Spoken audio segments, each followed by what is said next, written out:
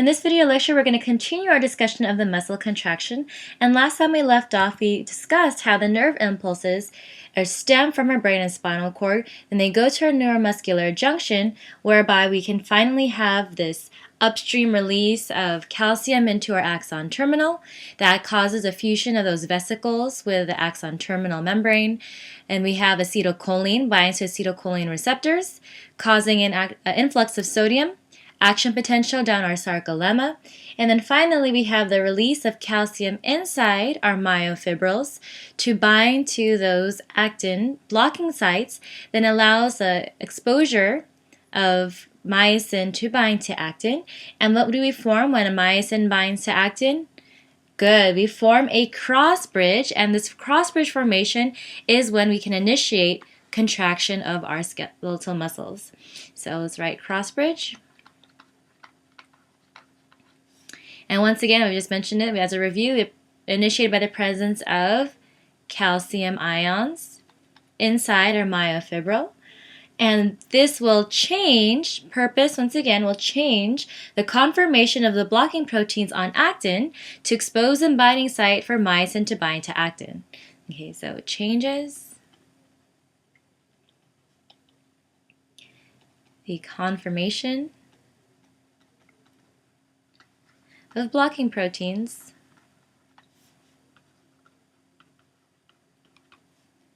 on actin,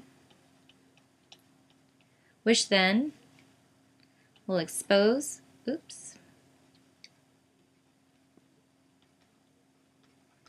the binding site for myosin. And then finally, myosin will bind to actin in the presence of what? Only in the presence of ATP. Good. Now let's go over this cross bridge formation, and it occurs within 4 steps. And last time you watched this video in our last lecture, you saw how these 4 steps occur in that video. Let's just briefly go over this one more time. So we have this cross bridge formation. Here we have our binding of ATP to our myosin head within this area over here.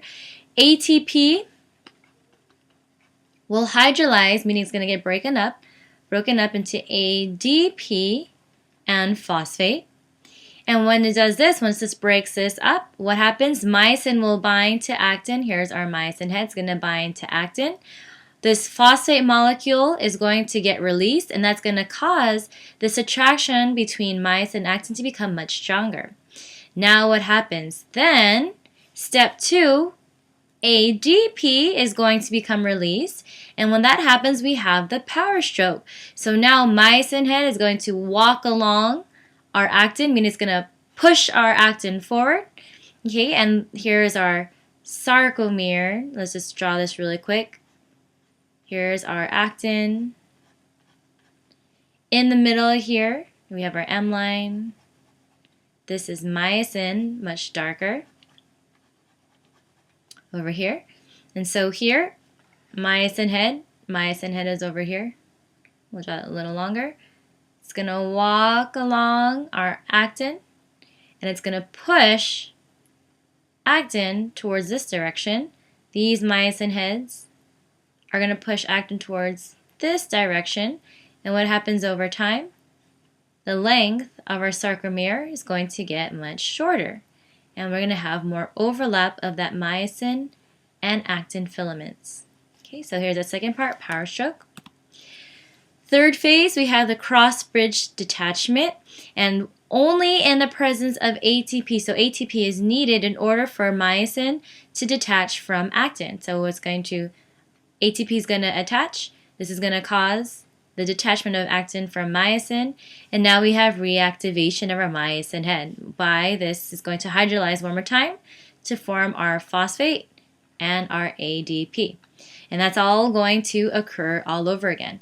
And so the cycle is going to continue as long as you have calcium binding to our troponin, tropomyosin complex, part of actin, exposing this binding site for myosin to bind to actin, and also as long as you have ATP.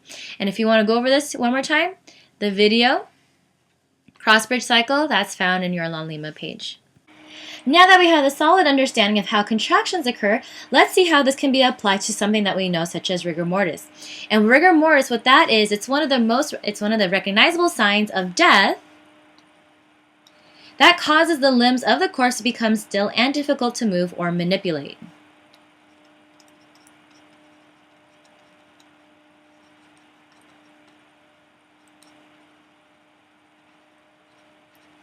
And this actually happens to each cadaver, and so 3 to 4 hours after death. And you have a maximum stiffness at about 12 hours. And then after 48 to 60 hours, you have complete relaxation. Now let's take an example. So I want you to put your arms out, make them as straight as possible, tighten up your fists.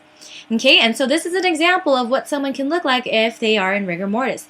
You have complete full contraction of all of your muscles. And here is an example of a cadaver. Here you can see, oh, he might be alive, but nope, he's in rigor mortis. And so it might look like, oh, he might wake up or something, but it's a complete contraction of all of their muscles. Now, we actually have someone in our class. We have Kristen, who works and assists in autopsies at the medical examiner's office, and it's too bad we're not face-to-face and she can tell us all about it. But during the school year, we also take field trips to the medical examiner's office, so pretty neat thing to do. Now let's take a step back and see how exactly rigor mortis can happen, especially since we know and have this great understanding of how muscle contractions occur. And so really it sets in down over here. So first we have ATP. It's going to hydrolyze to form ADP and phosphate. Okay, so we have calcium binding, we have cross-bridge formation. In the presence, we have our power stroke once that ADP leaves. And only when we have ATP that'll bind to myosin will our myosin head detach from our actin. Okay, and then once that happens, we can hydrolyze ATP to form ADP and phosphate again, and then our cycle can continue. Now, what happens with rigor mortis is once someone dies, what happens is over time, all of their calcium from their sarcoplasmic reticulum gets released into your sarcolemma. So now we have all this calcium binding to our troponin, tropomyosin complexes. And what else do we have? All of our ATP getting released within our cytoplasm and also from our energy sources, which we're going to get into later in this chapter. All that ATP is going to be free to bind to these myosin heads. So what happens? Well, we're going to have continual contraction. So over time, our sarcomere is going to get shorter. All of that calcium is exposing our binding sites. All that ATP is going to get used.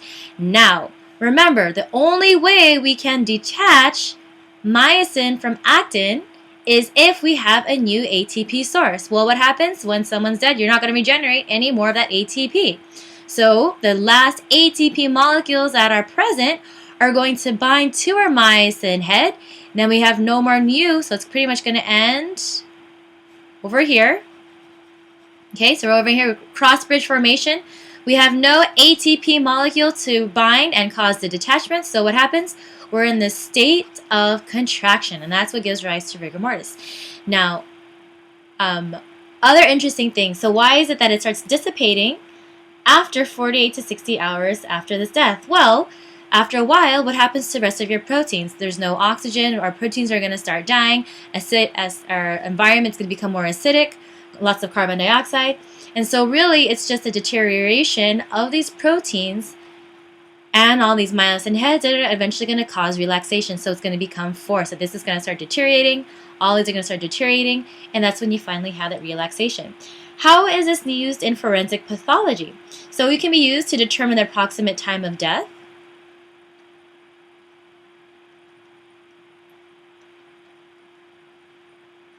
And so a fresh new body, 1 to 2 hours right after death, you're not going to undergo rigor mortis. But if you notice that person starts stiffening up 3 to 4 hours after death, then, okay, it's a fresh cadaver.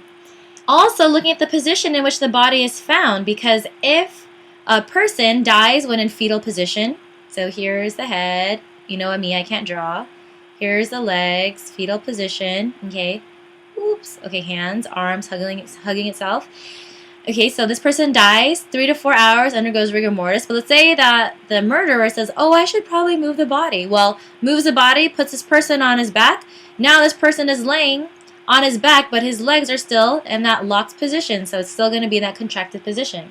So you can also determine if the body has been moved, if it doesn't match the location where it was necessarily found.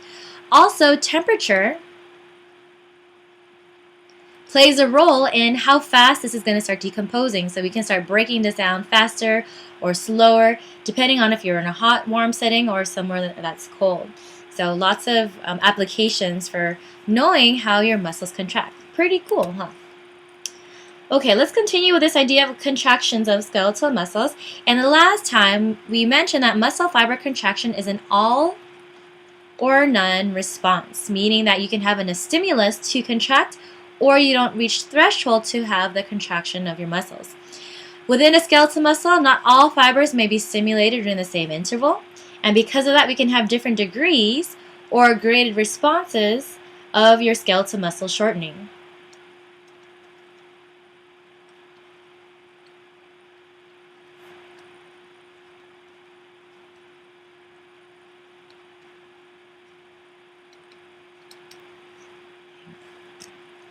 Let's look at this picture as an example, and this is what would typically happen in a full contraction. Here you have a stimulus that has passed threshold. You have a short period, this latent period. What this is actually that action potential sweeping. So stimulus, this is when we realize we're going to contract our muscles. We have acetylcholine, it's going to bind to our acetylcholine receptors. We have an influx of calcium, and that's going to have that action potential along our sarcolemma. And we got to wait for calcium to come and bind to our actin. And that's why we have this latent period between our stimulus to final contraction. Now, what happens? We have a slow contraction that starts developing before we have maximum tension. So here we have partial. Here's our sarcomere length. Finally, we have complete overlap of our actin and myosin. And why is it slow? Well, we're waiting for calcium to bind to our myosin. So it's not automatically going to bind to all the myosin heads at one time. It's going to take some time. Now, relaxation, of course, it's also going to take some time to go down. We're going to bring back and take up all the calcium back to our sarcoplasmic reticulum, which also takes some time. And it's not all going to happen at one time. So it's also a gradual decrease in tension over time. So let's look at these different graded responses of the contraction. So it can be produced by changing the frequency of the muscle stimulation,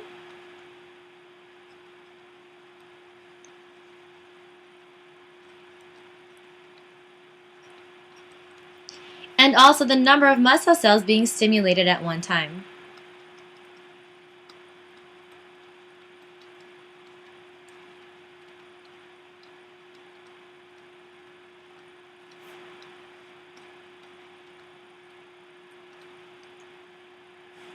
The first one we're going to look at is a twitch. So sometimes you might notice that you're tired and your eye just starts going berserk and you're like, what the heck is going on, right? And so a twitch is a single brief contraction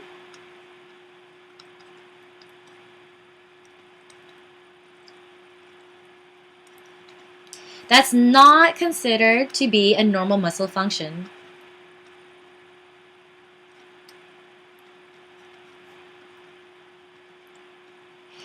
And you might be wondering, like, well, how the heck does it happen? But it's actually a result from a problem in the nervous system. So it's not necessarily a bad thing. So the nervous system can automatically just send an impulse to say, okay, muscle twitch or muscle contract.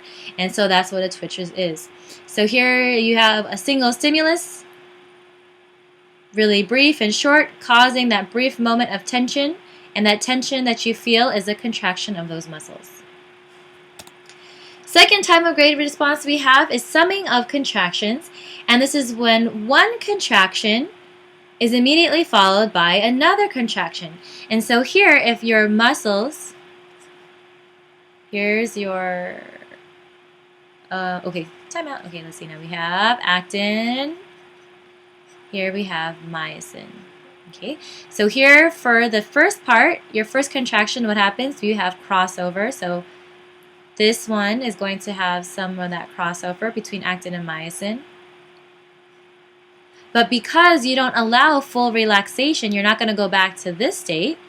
What happens? You're partially contracted, so when you have another stimulus, you don't go that far. You're going to continue to have more of that contraction, more of that crossover. So the second time, you're going to have more. Oops. You get the gist of my drawings, which is horrible. Okay, so you don't go all the way back. You have partial relaxation, then you have another stimulus. So you have even more contraction, more crossover. So this is when one contraction is immediately followed by another. And we have this deeper, this more contraction phase that we see the second time because the muscle does not completely return.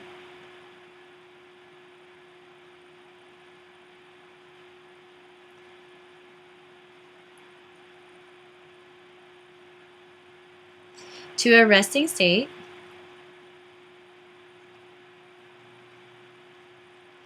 due to more frequent stimulations.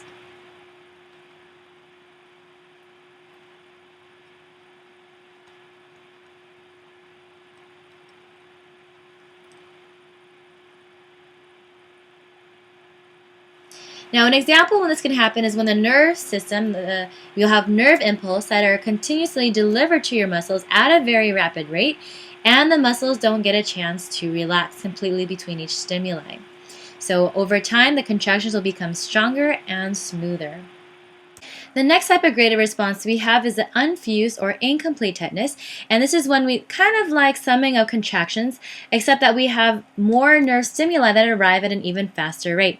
And you do have some stimulation or some relaxation in between each of these stimuli. Okay, so some relaxation between contractions,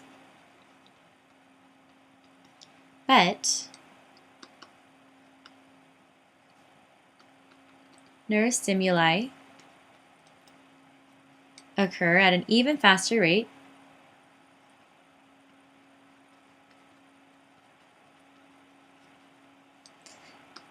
than during summing of contractions, which we saw in that last video or last slide.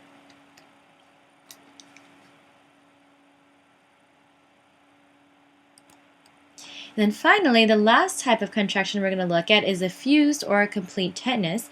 And this is when you have no evidence of relaxation before contractions. So here we have a stimulus, contract, contract, contract, contract, contract, contract, contract, and you have no relaxation at all between each of these stimuli. So no evidence of relaxation before the next contraction. And you have the frequency of stimulations does not allow for relaxation. Oops.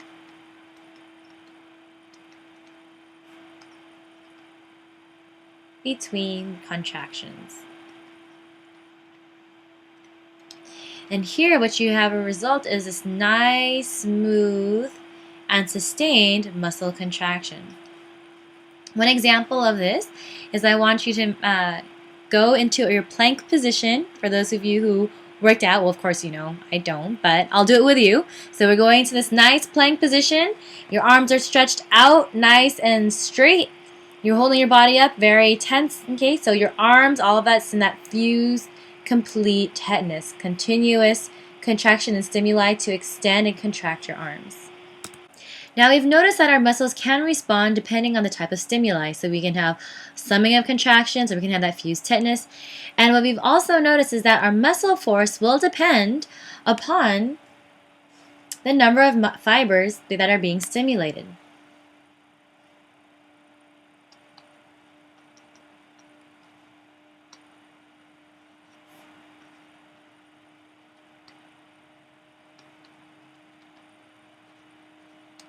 Then also, if we'll have more fibers contracting, which will then result in greater muscle tension.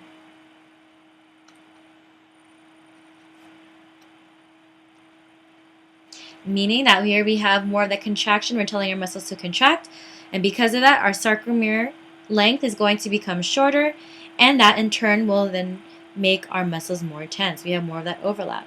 And then finally, muscles can continue to contract, which we saw in our rigor mortis example, unless they run out of energy.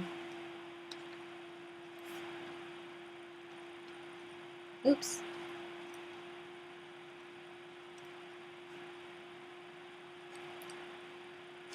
And so that's really what's going to drive our next discussion, is how do you even get energy for these muscles? And so initially, our muscles use what as our energy source? Good, ATP.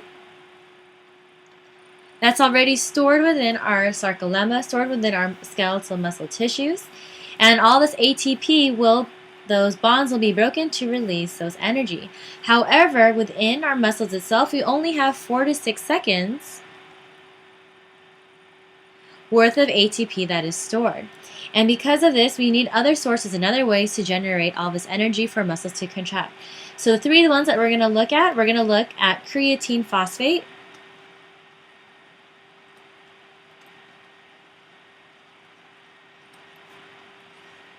we're going to look at aerobic respiration,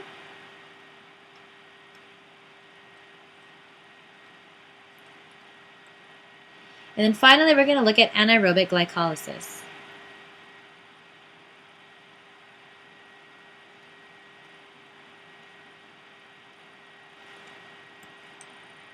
The first one we're looking at is direct phosphorylation of your ADP by creatine phosphate. And so let's just take a step back, and we've noticed that ATP is going to be broken down to ADP. You have phosphate, and that's how you generate all of this energy, give off all that energy.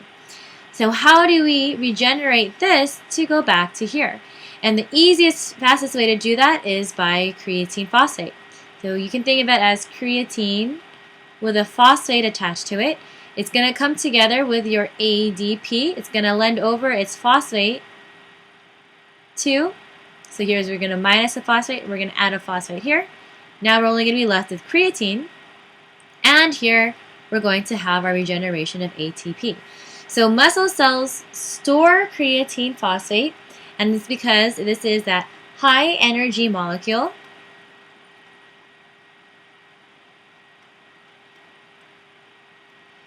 that can transfer a phosphate group to ADP to regenerate ATP.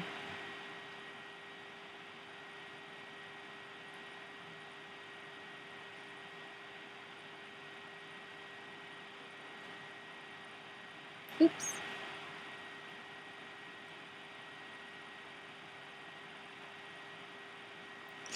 Now, CP, this creatine phosphate supplies, even though it's this quick, fast source of generating this ATP, these supplies are exhausted in less than 15 seconds. So it's really not going to last us a very long time. However, if you need that quick, fast energy, this is what it's going to be used. And really, you only create one ATP molecule for one creatine phosphate molecule, because it's a 1-to-1 ratio. You're just donating your phosphate directly. What about those people who take creatine supplements? Well, what those do, those creatine supplements, they will combine with a free phosphate there within your body, and that will then regenerate all this energy source to donate directly to your muscles whenever you need to start working out. So people take it typically before they work out. Quick, fast source, get all those phosphates, and then can donate it as form ATP. And then that's how you can regenerate energy. And you especially need it for like those bursts of energy if you want to build muscle. Rather than toning, you want to bulk up, create all those big muscles. And that's what they use that for. So second type of muscle contraction energy for muscle contraction we have is aerobic respiration. Aerobic, this deals with oxygen. We're using the presence of oxygen. And so we're going to be using glucose, adding oxygen to that, and we're going to produce carbon dioxide, water, and 32 molecules of ATP. So really, this is so far, the best source of energy. Where do this occur? So where does this all occur? Now, I want you to think back to chapter 3, which is the energy or the energy generator of our entire cell. Which organelle? Good, our mitochondria. And so aerobic respiration occurs in our mitochondria. And so this undergoes what's called oxidative phosphorylation. So what are the requirements? Well, we need oxygen. And unlike creatine phosphate, we have that quick, fast source of energy that we can just give off our ATP. This is going to be a much slower process. However, this accounts for 95% of the ATP within our muscles. Now, what's good about working out often? Well, the more you work out, the more energy you're going to need. And so what are you going to do? You're going to start producing more of these mitochondria, and so you can produce more of that ATP.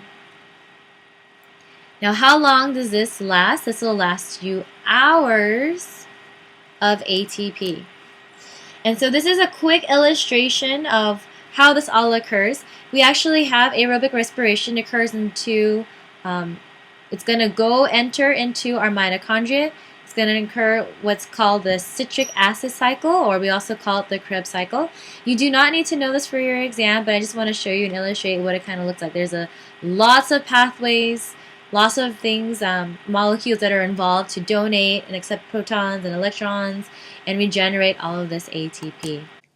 And the last form of energy for muscle contractions we have is anaerobic glycolysis. So anaerobic, no oxygen that's going to be needed. And where does this occur? This occurs within the cytoplasm of the cell.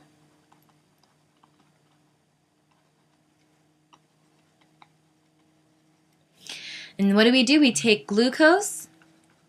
We're going to break this down to form lactic acid and 2 molecules of ATP. And because we only form 2 molecules of ATP for 1 molecule of glucose, we need lots and lots of glucose. Now, how is this different from aerobic respiration? Well, besides the fact that we don't produce as much ATP, this is a fast way to attain energy.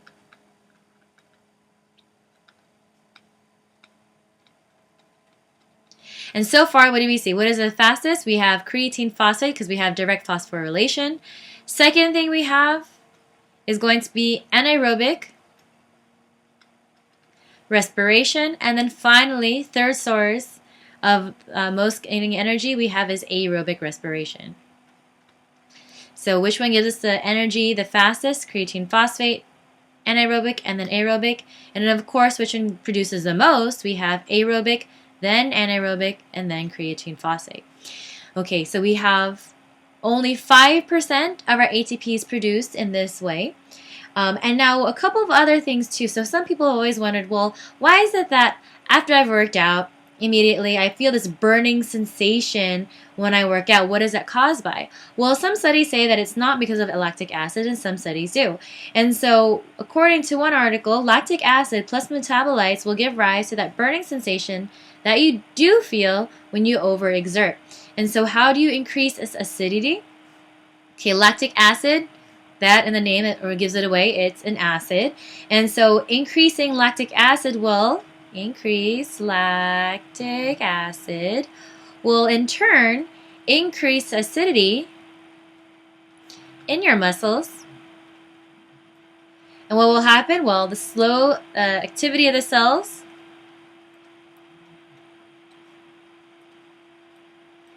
will slow down in order to maintain this muscle contraction. Eventually, the body will slow down because your muscle contractions will slow down. And then once this happens, then you will allow oxygen to finally come in and become available once again. And so slowing down will eventually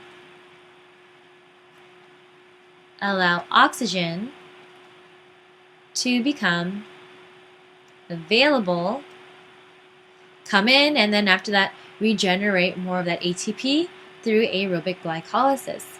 Now, another thing is delayed onset. So other people attributed or were wondering, well, why is it that after I work out, 24 to 72 hours after I've worked out, why is it that my muscles are sore? And that actually is not attributed to lactic acid.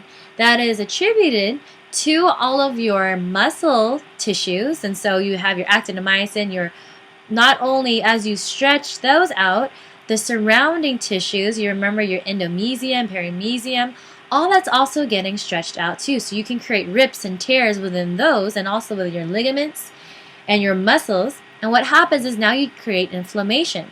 What is inflammation? We saw that with rheumatoid arthritis. You're increasing repair to the site of tear or destruction.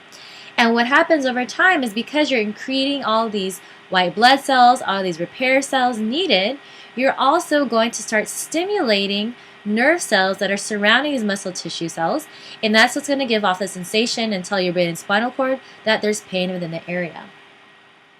Now, how long is this energy for? It's going to last you for 40 seconds, so not very, very long at all.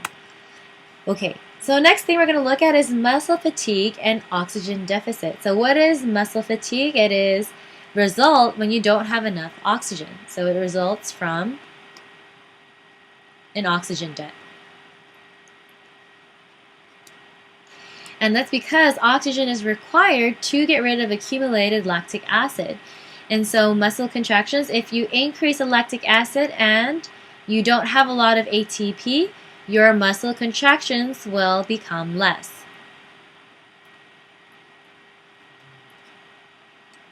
With increase of lactic acid and a decrease or lack of ATP. Okay, so two more types of contractions we're going to look at, and these are isotonic and these are isometric contractions. And with isotonic contractions, these are when those myofilaments, so actin and myosin, are able to slide past each other during the contraction itself. And so a great example for this is when you're running. Okay, so we're bending your knee, moving your arms back and forth, or even rotating your arm. Okay, so isotonic contractions, myofilaments slide past each other.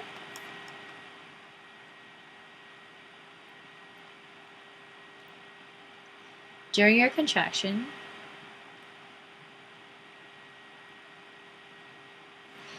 And because of that, your muscles are going to shorten and your movement's going to occur.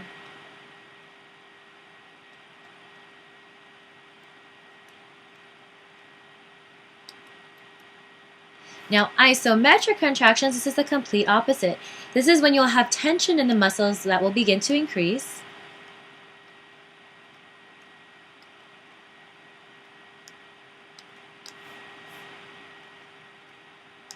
And this is because your myofilaments do not slide past each other.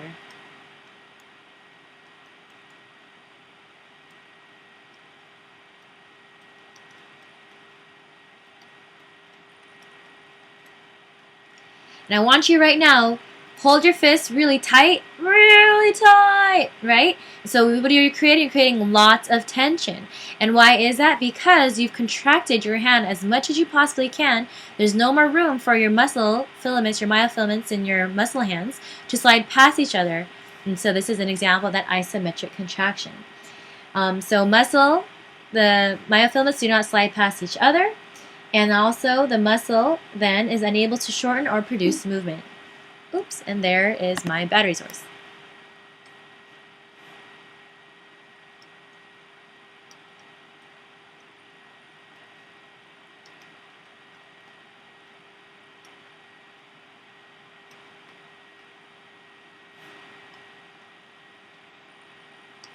Okay, so an example of this is when a muscle is pitted against a more or less immovable object. And so let's say, for example, you're you're sitting, you're doing squats. What is that? Wall squats. So my boyfriend's trying to get me to do wall squats, right? Psh, yeah, right. Anyway, so do wall squats, and you're pitting your body against something solid. So you're pitting your back against the wall. You're trying to hold your position. So sitting your body in a chair-like fashion. Okay, so pushing, an example is pushing against the wall also with bent elbows.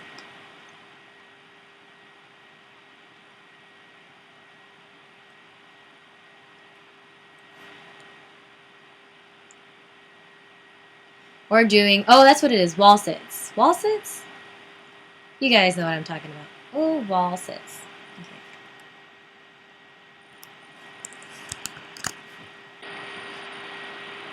Now here are two examples. One's going to be an isotonic contraction, one's isomeric. And so here, looking at the guy running, he's able to move his appendages, contract, and then relax his muscles. Is this an example of isotonic or isometric contraction? Good. This is an isotonic contraction because once again, what happens? We are allowing the myofilaments to slide past each other. And then finally we have here, we're pitting the arms. The guy's pitting his arms against a heavy weight. Full contraction, full extension, lots of tension building up here within his muscles. So this is an isometric contraction. This next topic is muscle tone, and muscle tone is an aspect of skeletal muscle activity that can't be consciously controlled.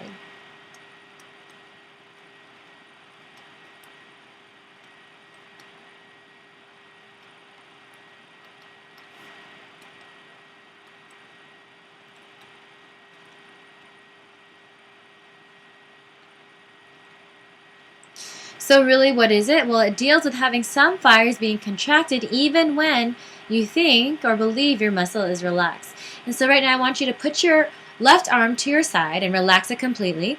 And what this deal is muscle tone, this idea of muscle tone is that even though you right now think your bicep is in a completely relaxed state, some of those fibers in your bicep are actually partially contracted. Now, why is that? Well, different fibers need to be contracted at different times to make sure that your muscles are continuously and constantly ready. So in the event that you need to immediately contract your arm, bring your arm back up, it's ready to do that very fast. Okay, so an example is muscle fibers are both relaxed and contracted in the biceps when the arm is relaxed.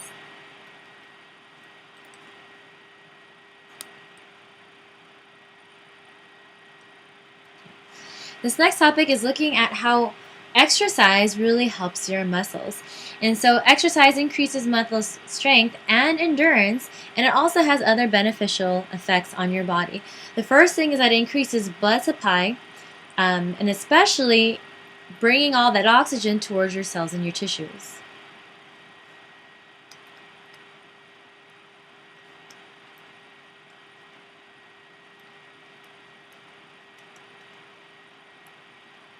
By tissues, helps circulate all of that oxygen.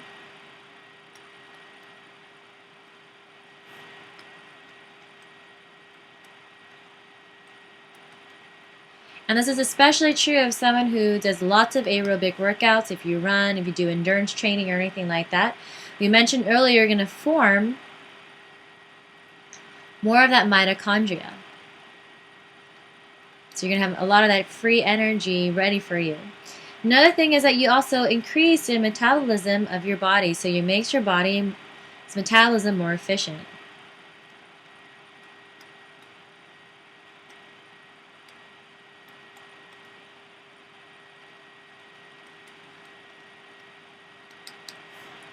Also, it helps improve digestion and your coordination.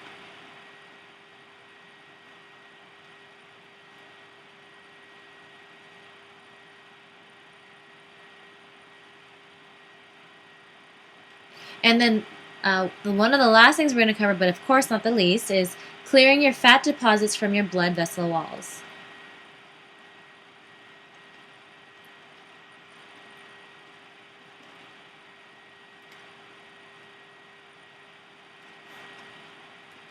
right? So as you increase your blood supply, not only are you pumping your blood much faster, going through your heart, going through your vessels, that in turn will start breaking apart, clearing off this debris. How does your digestion improve? Well, moving your body from side to side aids your alimentary canal to move and propel and push forth all of the feces and things that are getting stored up. Balance and coordination, they also mention, if you've ever heard, muscle memory. How do you increase that? Well, moving your body, helping your coordination in that way as well.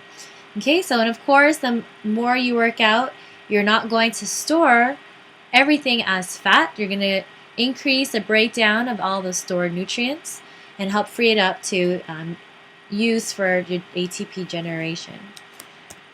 Now looking at increase in muscle size, so this deals with resistance or your isometric exercises, and it's because you're pitting your muscles against something that's immovable.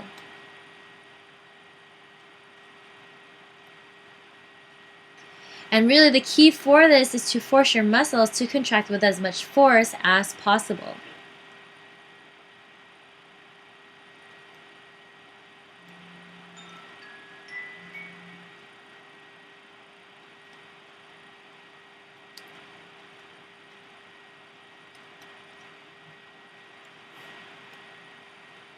Oops.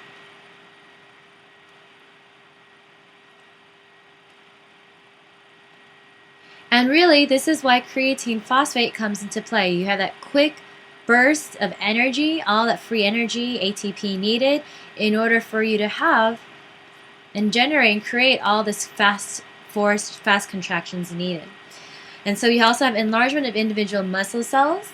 This increases your muscle size and strength. So what you do every time you work out, so one thing to know is muscle cells, you cannot increase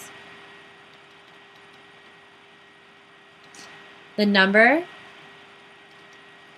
of muscle cells over time. So once this muscle cell is formed, you can't regenerate it, right? You can't, it does not undergo mitosis. However, how do you build this bulk? Well, what are you going to do? You're going to create, if you take protein supplements, you can regenerate and create more actin, more myosin.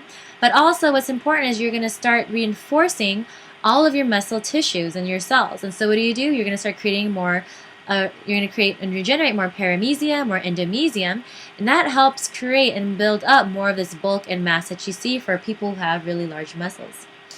Now, other things, so we're going to increase, how does this happen? We're going to increase connective tissues to reinforce your muscles, and you're going to increase contractile filaments, meaning all those proteins found in your actin and your myosin. Okay. So if you have any questions on this, feel free to email me, and this is the end of our lecture.